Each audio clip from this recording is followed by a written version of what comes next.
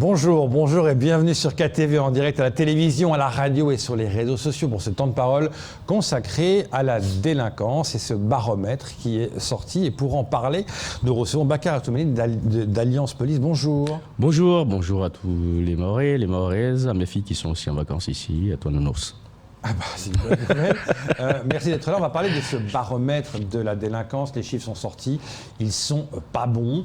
On rappelle les chiffres. Le baromètre compare juin 2021 à juin 2020. Il en ressort qu'en zone police ou en zone de gendarmerie, la délinquance générale a augmenté de 37%. Oui, on a eu la même lecture. Mais alors, qu'est-ce qu'il faudrait dire exactement d'abord pour ces chiffres? C'est un fait. J'imagine que les Mahorais le voient aussi. Plusieurs facteurs, je dirais. D'abord, le mois de juin, c'est le mois des élections ici à Mayotte. Et vous avez vu le nombre de troubles à l'ordre public que les Mahorais ont subi durant ces faits-là. Pour ce qui est des cambriolages, pour parler de l'effet négatif d'abord sur celui-là et pour ce qui est des cambriolages, vous avez vu aussi que ça a baissé parce qu'on a de nouvelles autorités qui viennent d'arriver et qui mettent des choses en place, d'une cartographie qui permet aux effectifs de police de savoir à quel endroit il faut activer les patrouilles, les surveillances. Donc ça, c'est deux éléments que j'avance comme ça, mais vous pouvez en avoir d'autres, comme simplement, comme je disais, on a aussi pas mal de départs. Les collègues qui partent aussi pour parler des raisons internes et externes. Les collègues qui ont fini leur contrat ici à Mayotte, qui partent et qui ne sont pas remplacés systématiquement. Donc ça aussi, ça joue sur le nombre d'effectifs présents sur le territoire. Donc quand le préfet dit qu'il faut une réorganisation, oui, il faut une réorganisation. En revenir à cette organisation, mais quand on voit, Bakar, là on a les chiffres en zone police, violence non crapuleuse, plus 153%. C'est énorme. Mais tout à fait. Mais que fait la police? On va le dire, quand on voit ça, on dit mais que fait la police? Oui, tout à fait. Mais c'est pour ça que je disais que les violences non crapuleuses, ça, vous pouvez y mettre tout et n'importe quoi, dont les violences urbaines. Ce qui est 17%. Oui. En zone police, les faits ont augmenté de 80%. Tout à fait.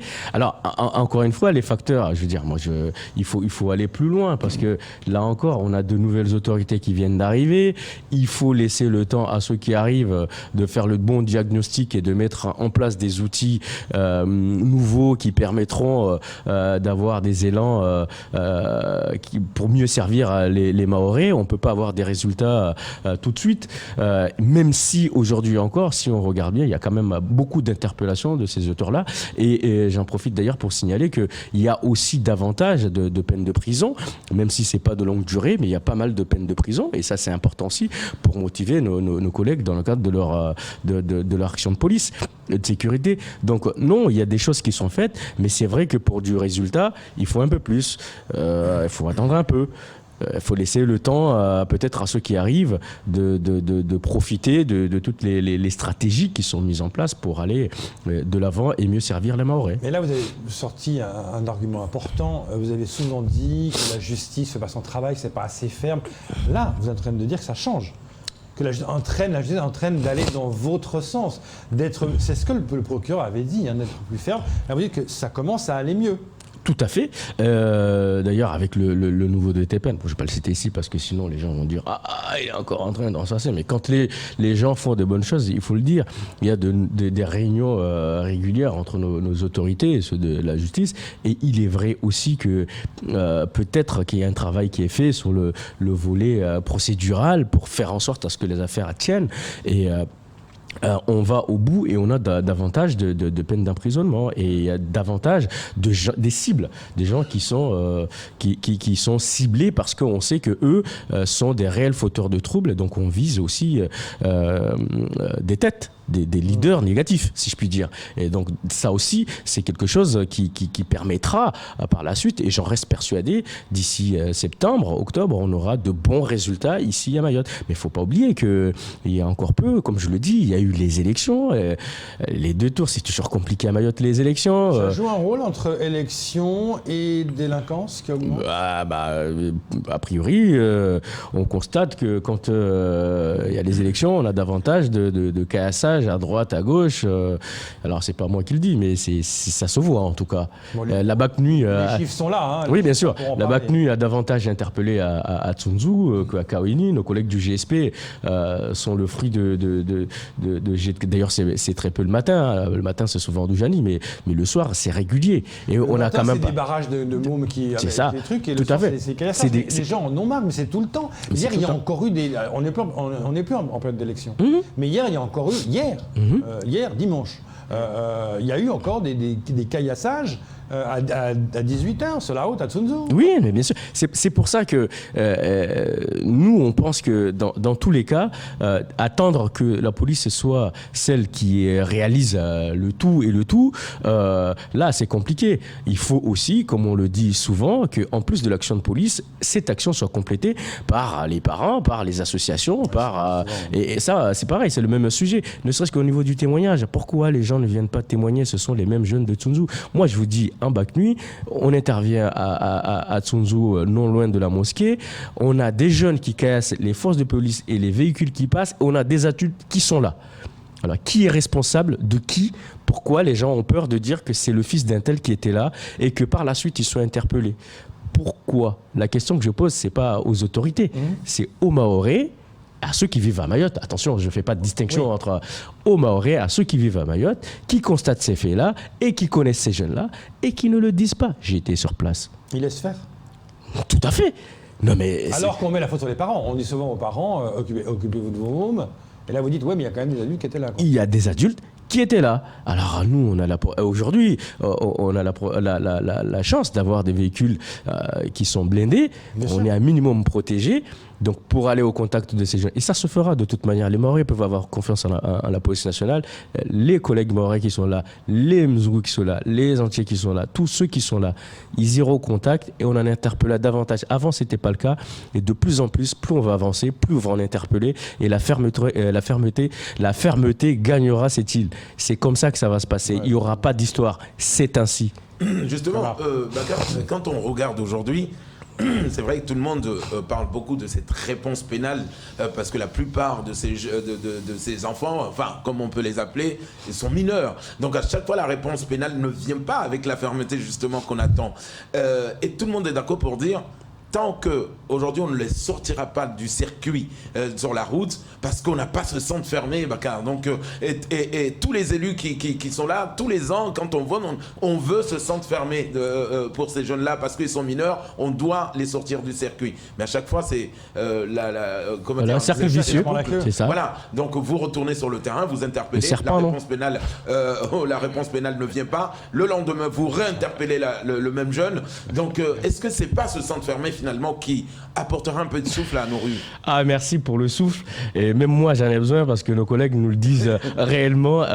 Il est temps que là, on va en profiter. Ouais. J'entendais à la prise du micro qu'aujourd'hui, à la mairie de Mamoudzou, on a nos autorités politiques qui sont là. Alors, lance un appel. Alors, nos chères autorités, ici à Kwezi, Bakar Atoumani, Alliance Police Nationale, vous demande de faire un appel à Paris pour qu'on puisse avoir ce centre. Arrêtons de tout miser sur le préfet. Ouais. Alors maintenant, nos élus, prenez cette responsabilité, profitez de cette légitimité dont on vous accorde, on en sort tout juste, et faites-nous confiance. Et les Mahorais ont besoin de ce centre fermé. Alors peut-être que ce serait la première structure à mettre en place ici à Mayotte. Alors à vous de jouer maintenant. Ouais. Les parlementaires, bien évidemment, qui nous écoutent, et le nouvel exécutif du conseil départemental, séance plénière aujourd'hui. Voilà donc un sujet que propose Bakar Atoumani. Aujourd'hui, il y a quelque chose qui a changé, Bakar Atoumani, quand on voit qu'il y a quand même aujourd'hui des relations assez sereines entre policiers et gendarmes en zone police ou en zone gendarmerie. On voit qu'on arrive à travailler. Un de vos collègues a été agressé du côté de Barakani, Ouangani, et on a vu tout de suite, le procureur a mis l'affaire auprès des policiers alors qu'on était bien en zone gendarmerie, mais on voit que ça travaille ensemble. Très bien. C'est efficace. Et très bien. Et là, pour le coup, je vais quand même le citer, le nouveau DTPN qui est là, M. Laurent Simonet, qui pour nous en tout cas, a réussi à coordonner l'action de police et celle de la justice, et à travers celle de la justice aussi celle de la gendarmerie, puisque vraiment il y a une coordination entre les trois forces, peut-être voire même bientôt avec les douaniers. Je pense que rapidement on s'est rendu compte qu'il était plus approprié de nous laisser l'enquête, parce qu'on a aujourd'hui des jeunes Mahorais qui habitent dans le centre et qui connaissent ces jeunes-là et qui ont la capacité d'intervenir à Ouangani, à Barakani, parce que vous savez, quand vous êtes Mahorais, les gens vous font confiance, vous parlent. Alors je ne dis pas que de l'autre côté c'est pas l'inverse, mais quand vous vivez en localité, vous jouez au foot avec les uns et les autres, systématiquement ça crée des liens et les gens ne peuvent pas se sentir impunis. C'est pas possible. Et rapidement, la pression a été mise sur la famille de ces jeunes-là. La famille a tenté de l'extirper de sa localité. Et donc, ce qui montrait quand même que la dynamique était auprès des policiers et que le mouvement était chez nous. C'était nous qui avions l'initiative et que eux, ils commençaient à paniquer parce qu'ils ont essayé de le sortir de sa zone. Et naturellement, je ne vais pas rentrer sur l'enquête, mais bon, aujourd'hui, on a aussi un DTPN qui a une avec le procureur, il y a un savoir-faire quand même judiciaire qui est mis en avant grâce à comment dirais-je, pas à l'interpellation de la mère, mais en tout cas à une forme de pression qui a été mise en place. On a réussi à interpeller ce jeune homme assez rapidement. Et ça, c'est des bonnes techniques qui, au départ, n'étaient pas forcément mises en avant. Et aujourd'hui, on a vraiment des vrais techniciens et procéduriers et qui utilisent tous les moyens, en tout cas procéduraux, pour arriver à des buts rapides, si je puis dire. Justement, vous parlez de ces procédures, parce que quand on a demandé au préfet est-ce qu'il faut plus d'hommes sur le terrain contre la délinquance, c'était souvent réclamé d'avoir plus d'hommes. Lui ne répond pas ça. Il ne dit pas qu'il faut plus d'hommes, il dit qu'il faut avant tout mieux organiser le travail des forces de l'ordre en place. Alors, êtes-vous d'accord avec ce qu'il dit ? Je ne suis pas d'accord avec monsieur le préfet. Je le dis haut et fort parce que je vous parle encore une fois. Il y a les départs, par exemple. On a les départs des collègues qui sont partis en congé bonifié qui ne reviendront pas pendant 2 mois. Alors oui, les gens sont partis. On fait quoi ? Et c'est un droit. Nous réclamons la mise en place de viviers. Ces viviers ne sont pas mis en place. Pourquoi les viviers ? Parce que celui qui part est remplacé systématiquement via la DRCPN. En fait, Paris. Donc, je ne suis pas d'accord. D'abord pour cet élément-là, mais aussi parce que ça, c'est le principe qui est mis en place depuis un certain temps et dire qu'il faut faire à moyen constant. Ça veut dire qu'on ne rajoute pas, mais on réorganise en permanence. C'est ce qu'il a dit. Bah oui, mais ça, à la fin, on se retrouve avec... Nous, on est pour le recrutement des adjoints de sécurité pour leur permettre aussi de s'insérer dans la société et aussi de faire en sorte à ce qu'il y ait davantage de Mahorais aussi dans la police qui partent en métropole, acquérissent des savoir-faire, reviennent mieux servir. Il sait faire, il s'est beaucoup occupé de délinquants, notamment à Lyon. Oui, non, mais j'ai pas dit qu'il a l'habitude de ça. Oui. Et le fait de dire qu'il faut réorganiser plutôt que de mettre plus d'hommes, pour vous, ça n'a pas de sens ? Non, j'ai pas dit que ça n'avait pas de sens. Je dis qu'il faut les deux réorganiser en interne, mais il faut abonder. On ne peut pas dire qu'il faut juste réorganiser, puisque aujourd'hui, on a au GAO, par exemple, c'est 30% des effectifs. Au GAO, les gens qui passent leur temps à lutter contre l'immigration clandestine à terre, c'est 30% des... Alors, nous, on est OK pour que ces jeunes-là puissent faire ce travail-là, mais dire qu'il faut juste réorganiser, ça ne colle pas, parce qu'en partie, il y en a qui vont partir à l'école, mais il nous faut aussi des titulaires.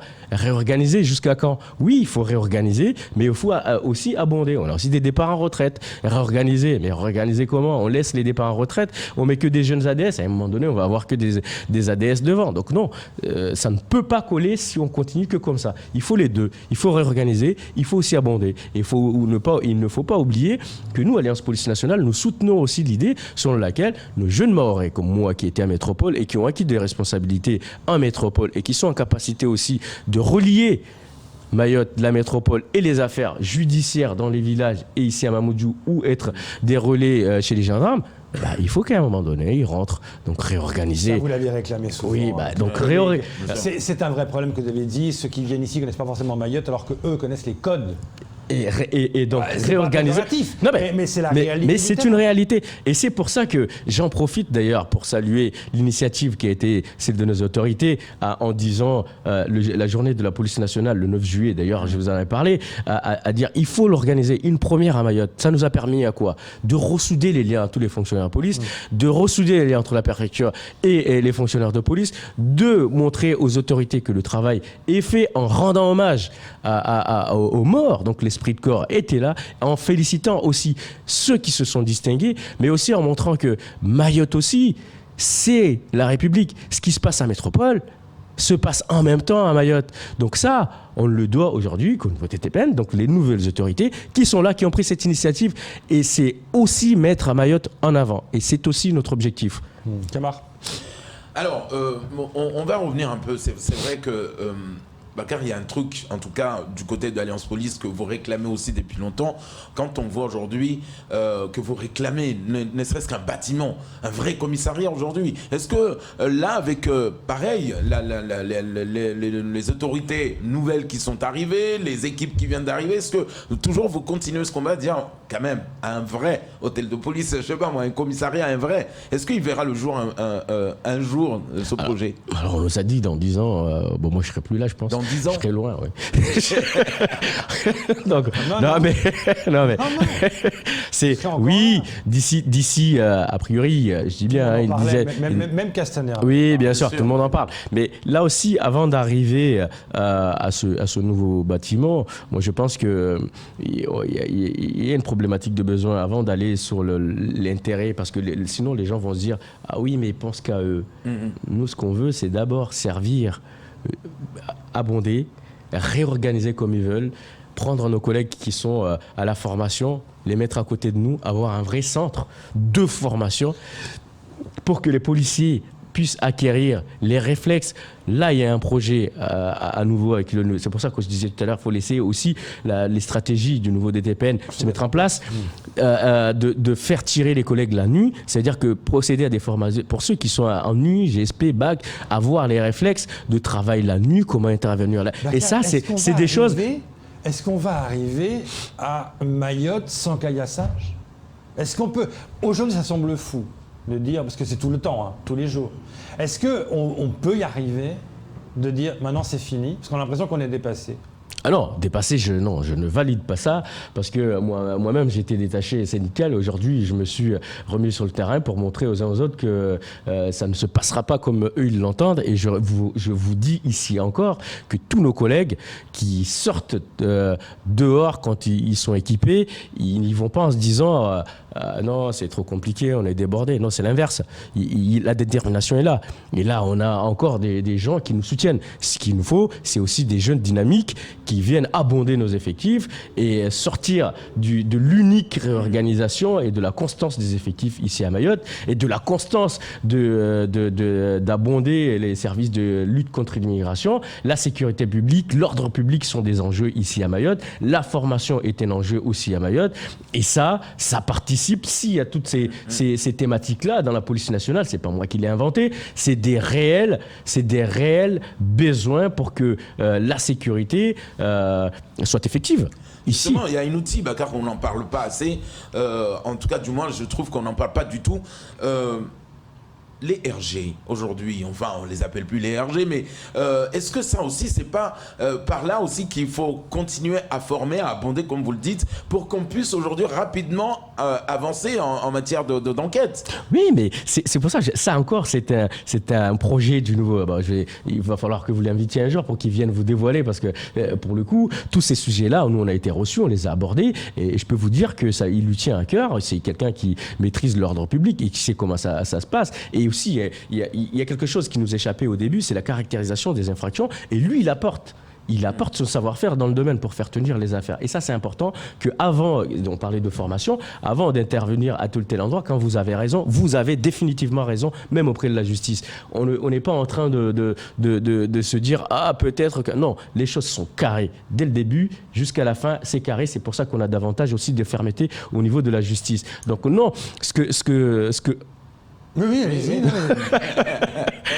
Non, mais- Déjà 55, mais allez-y. Non, mais donc, je dirais que il y a des projets dans le sens du renseignement en termes pour les VU. Il y a des projets de renseignement qui existent déjà. Les grandes oreilles, les gens les connaissent. Mais nous, en tout cas, en ce qui nous concerne sur les violences urbaines, il y a des effectifs qui ont été recrutés dans ce sens-là. Et c'est pour ça que je dis, aie confiance à la police nationale, ça va se faire. Et le caillassage, peut-être que ce ne sera pas fini demain, mais dans tous les cas, il y a une détermination pour que, à un moment donné, certains soient emprisonnés et qu'on en sorte. Ça, c'est une bonne chose. Merci d'être venu ce matin pour en parler. Cette lutte est vraiment importante pour que Mayotte soit plus safe. Voilà. Simplement, qu'on puisse se balader dans les rues et être tranquille. Merci d'être venu ce matin pour nous parler de cette délinquance. Merci, et merci à tous ceux qui veulent venir visiter notre île qui est magnifique, et on ne parle que des problèmes certains problèmes liés à la sécurité, mais il y a beaucoup de choses à voir à Mayotte. Ah, il y a les tortues. Et les policiers qui sont très beaux. Oui, je préfère personnellement mélanger avec une tortue qu'un policier. C'est Ah, non, non. tout pour ce temps de parole. Tout de suite, la suite de vos programmes.